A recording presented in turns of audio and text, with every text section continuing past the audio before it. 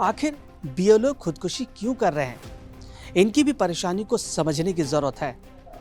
SIR के मुद्दे पर बीएलओ लगातार 30 से ज्यादा बीएलओ ने खुदकुशी कर ली है या उनकी संदिग्ध परिस्थिति में मौत हो चुकी है।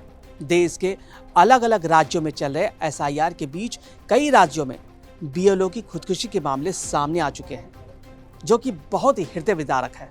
अब ऐसे में सवाल खड़े हो रहे हैं कि आखिर बीएलओ मौत का रास्ता क्यों चुन रहे हैं? पूरे देश में बीएलओ के सुसाइड के कई केस सामने आ चुके हैं। गहन मतदाता पुनरीक्षण यानी एसआईआर को लेकर देश भर में घमासान चल रहा है। इसके 3 महत्वपूर्ण पहलू हैं कि आखिर क्यों ये जो बीएलओ हैं जो खुदकुशी कर रहे हैं, जो कि उनको नहीं करना चाहिए, उनको अपने परिवार के बारे में सोचना चाहिए। जिम्मेदारी अपनी जगह है, लेकिन अगर आपसे नहीं हो पा रहा है तो आप उसे छोड़ दीजिए। इसके 3 महत्वपूर्ण पहलू हैं, वो है मानवीय, कानूनी और राजनीतिक। तीनों मोर्चे पर तीव्र संघर्ष ने उलझन बढ़ा दी है। वैसे मतदाताओं के सत्यापन का ये काम पहली बार नहीं हो रहा, लेकिन जिस तरीके से 24 घंटे 24/7 उनसे काम लिया जा रहा है, जो कि बीएलओ काफ़ी परेशान हो चुके हैं। जहां कहीं चुनाव होते हैं वहां निर्धारित समय में हर बार मतदाता सूची में यथोचित संशोधन किया भी जाता है। वर्तमान एसआईआर की तरफ से व्यापक सर्वेक्षण पिछले 3 सालों से चल रहे हैं। काम का तनाव। मानवीय पहलू है कि बूथ लेवल कर्मियों बीएलओ की मौतें हो रही हैं। गुजरात, मध्य प्रदेश, राजस्थान, बंगाल, केरल, तमिलनाडु और उत्तर प्रदेश से बीएलओ की मौत की खबरें आ रही हैं और कम समय में, कम वक्त में अत्यधिक बोझ और समय पर काम पूरा न होने पर नौकरी पर संकट, यह भय, तनाव इतना बढ़ चुका है। किसी को हार्ट अटैक आ रहा है तो किसी को ब्रेन हैमरेज हो रहा है तो कोई खुदकुशी कर रहा है। ऐसे हालात पैदा हो चुके हैं जिस पर हमारे सिस्टम को सोचना चाहिए, हमारे सिस्टम को ये समझना चाहिए कि ये बहुत ही खतरनाक स्थिति है। 30 से ज़्यादा परिवार परेशान हो चुके हैं। उनके घर का जो एक कमाने वाला सदस्य किसी न किसी कारणवश मौत का शिकार हो चुका है। कुछ ने इस्तीफा दे दिया है। अमानवीय कठोरता। समस्या व्यक्तिगत नहीं है, सिस्टम की देन है। प्रशासन की कठोरता इतनी ही बढ़ चुकी है कि कुछ राज्यों में कर्मियों के खिलाफ एफआईआर तक दर्ज की गई है। कुछ सस्पेंड हो गए हैं। कर्तव्य और क्रूरता के बीच की जो ये रेखा है वो धुंधली होती नजर आ रही है। लेकिन कुछ बीएलओ ऐसे भी हैं जिन्होंने समय से पहले ही अपना काम पूरा भी कर लिया है। अतिरिक्त उनके ऊपर जिम्मेदारी बीएलओ के ऊपर काफ़ी ज़्यादा हो गई। सर्वेक्षण करने वाले ज़मीन से जुड़े कर्मचारी होते हैं, जैसे शिक्षक, लिपिक या विभिन्न विभागों के कर्मचारी। उन्हें अपना नियमित काम तो करना ही होता है। जो अपना काम कर रहे हैं वो तो करना ही है। इसके अलावा सर्वेक्षण की अतिरिक्त जिम्मेदारी दे दी गई है।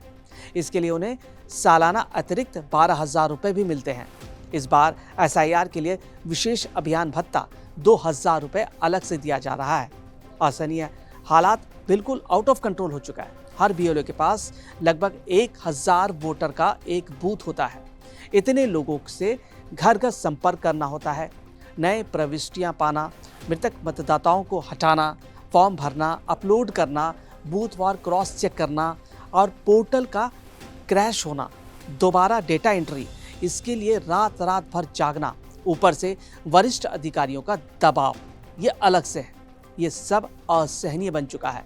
इसकी वजह से चुनाव आयोग ने एसआईआर की डेडलाइन 7 दिन और बढ़ा दी है। यानी अब 4 दिन के बजाय 11 दिसंबर तक प्रक्रिया पूरी की जा सकेगी। कोर्ट में मामला। इस बीच केरल, तमिलनाडु, बंगाल ने सुप्रीम कोर्ट में एसआईआर को चुनौती देने वाली याचिकाएं दायर की हैं। इन पर भी फैसला आने वाला है। हालांकि याचिकाओं को सुनवाई पर लेते वक्त कोर्ट ने साफ कर दिया है कि एसआईआर की प्रक्रिया को स्थगित नहीं किया जा सकता, क्योंकि ये चुनाव आयोग का संवैधानिक अधिकार है। हाँ, कुछ दिक्कतें आती हैं तो उसे दूर किया जाएगा। अब असली घमासान राजनीतिक मोर्चे पर चल रहा है। एनडीए बनाम इंडिया ब्लॉक के अखाड़े सज चुके हैं। एनडीए का कहना है कि मतदाता सूची का सत्यापन बेहद जरूरी है ताकि नकली और असली वोटरों का जो पता है वो चल सके, खासकर बंगाल और असम में। बांग्लादेश या कुछ मात्रा में म्यांमार के आने वाले घुसपैठियों की बड़ी संख्या है।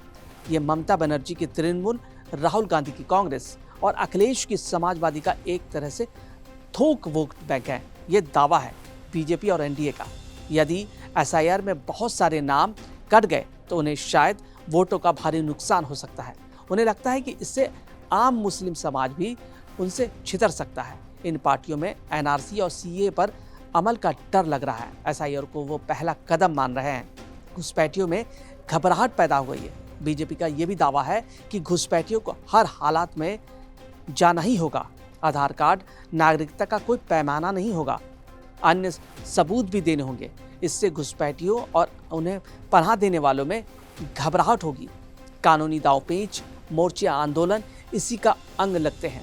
दूसरी ओर कई लोग सीमा पर इकट्ठा हो गए और वापस बांग्लादेश जाना चाहते हैं, लेकिन बांग्लादेशी सीमा पुलिस उन्हें लेने से आनाकानी कर रही है।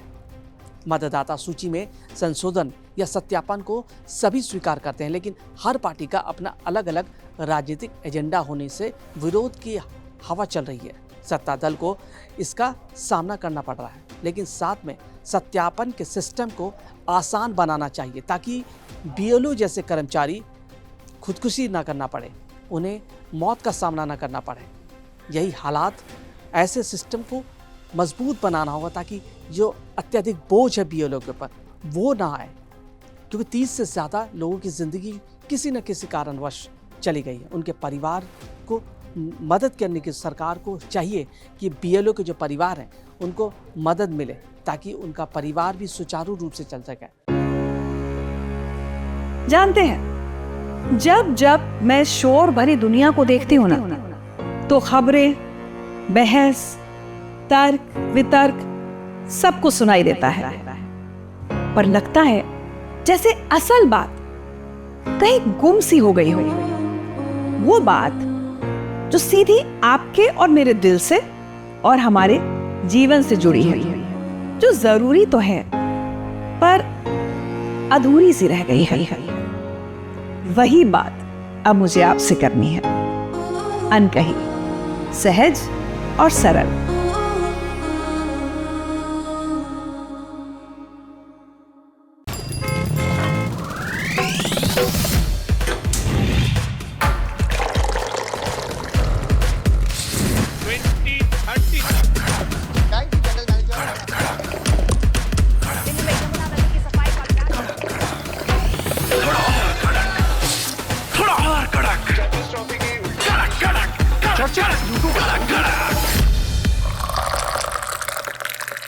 ये कड़क है।